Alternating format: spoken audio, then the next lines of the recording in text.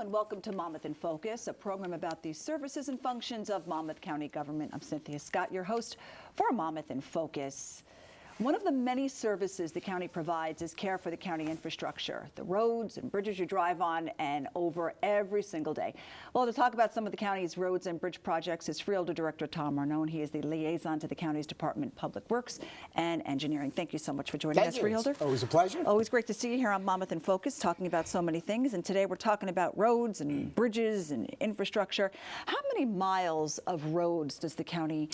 So we have about 1,000 miles of lanes of roads, and I guess it's very confusing to a lot of people, including myself. You know, there's many times I'll have to call up our county engineer, Joe Attore, and say, Joe, is this a county road? Because there's so many of them. And what I think is ironic, it usually ties into all municipal and state roads, obviously. Yeah. And, you know, but we are such a proactive county on our infrastructure, which I'm very proud of because I'm a firm believer of that. So it's a lot of work and a lot of planning. A lot, yes, and it's so true. Sometimes you're driving on a road and you know the main ones you know, but is this a county road or not? I'm not sure. The only thing that I can guarantee is, I usually could say I could guarantee, is that you know when you're on a county road because it's usually well maintained, and because of our long-standing plan, we just don't, I guess you could say, fly by the seat of our pants and not have any plan there. We keep a 5 to 10 year plan out there of repaving and infrastructure repair. So we're in pretty good shape here in Monmouth County. And what are some of the repaving projects that you have or have been working on? Yeah, we have a big year. There's a lot of infrastructure repairs. I know we have like a big project going on in Hazlet on Middle Road. We have a project going on Cherry Lane Road. We have projects in Oceanport,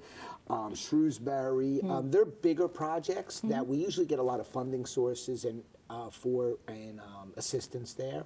And then we have our big resurfacing program. And our resurfacing program is a huge program that we put together every year, millions of dollars that we put together.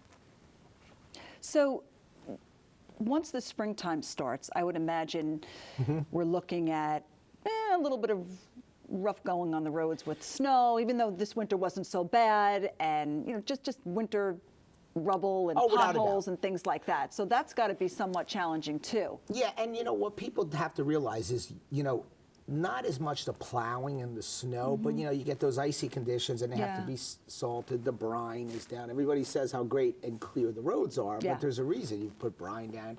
You know, we calculate that very well because we know there is a negative impact to that. Sure. And this is the negative impact, the infrastructure there. So we allocate a tremendous amount of money every year to an overlay program. Because when I first came in on the board in 2011, it was a really big part of what I really wanted to focus on: infrastructure of buildings and infrastructure of roads. Because I say this over and over to my other freeholders: we'll be long gone. Employees, you know, will all retire and they'll be gone, but the county's still going to be here. And I really don't think in government you're supposed to just kick the can down the road to the next person. You should have a plan together so that you don't put them in a bad position when they're here. So and especially when it comes to roads and bridges, I mean, this is not something that you have to think about the day of. This is years of planning. Years of planning. Like this upcoming year, we'll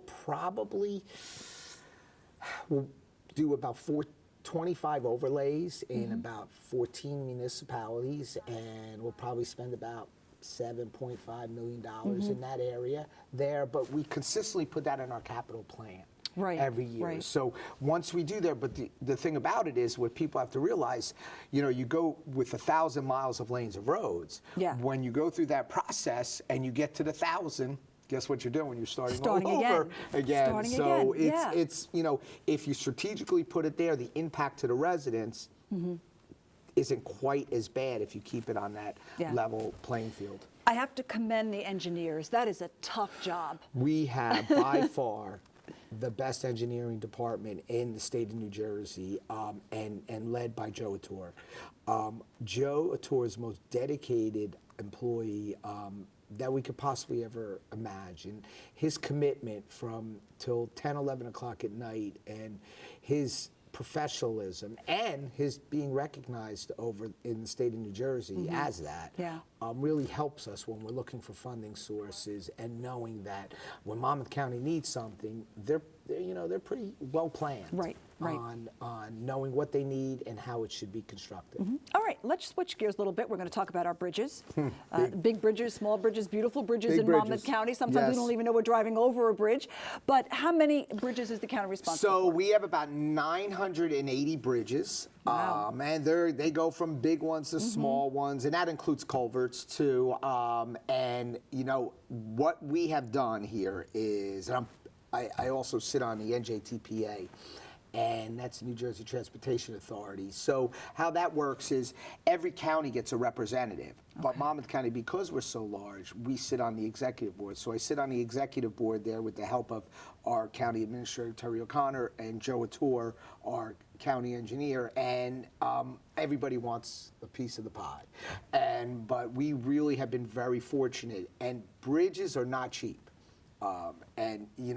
We just, as you know, we've done one in Red Bank, the Joe Krillos Bridge. That was $21 million. Sure. We have some very large bridges about to come on track here, and we can't. You have to do them. Yeah. Because they have a life expectancy, when we've surpassed that life expectancy. But eventually they're going to need to be repaired or replaced. And we have a big one coming up here in Seabright and Rumson. Right, the coming up now. Rumson-Seabright Bridge. Yes. What's the update on that? So we're in the planning stages right now there, and we hope to be starting the project. The good thing about it is the disruption will not be that big because we construct. The county has taken the approach where we're able to keep these bridges open by constructing a side bridge there, an alternate bridge, I should say, there through that process. The bridge will be constructed with the 1 lanes like it is now, but you'll have enhanced sidewalks and curbing there, lighting there. That's Wow. really, really decorative. If you look at the Shark River Bridge in Neptune City, the bridge in Aberdeen, the bridge in Red Bank, of course Asbury and Allenhurst we've done, one of Mass I should say, and Allenhurst that we've done. You can tell the county bridges now, they're really, really appealing to the eye there. But this is a $73 million project. So Yeah. it's going to go on for about 24 months. Of course there will be disruption. But we limit the disruption by the good planning on making it the impact to the residents, because you're in a very congested area Yeah, there. especially during the summer. Yeah, and so we have some big bridges. From that bridge, soon to follow will be the Oceanic Bridge. That's probably somewhere around $130 million bridge.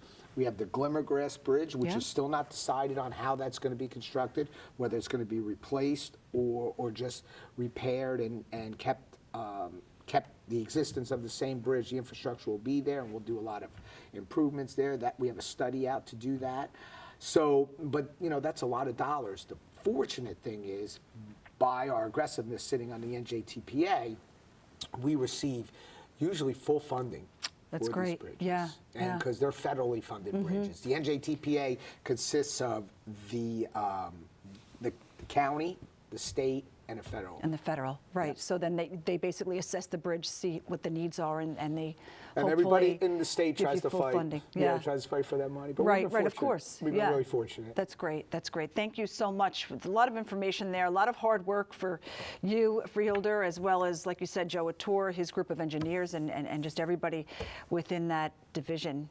Yeah, we're very proud. We're very proud to say our county roads and our bridges have a plan, and we really take pride when people say, we know we're down a county road because the way it's maintained. All right. Thank you so much for joining Thank us. you. And of course, for more information, go to www.visitmonmouth.com. I'm Cynthia Scott. Have a great day, everybody.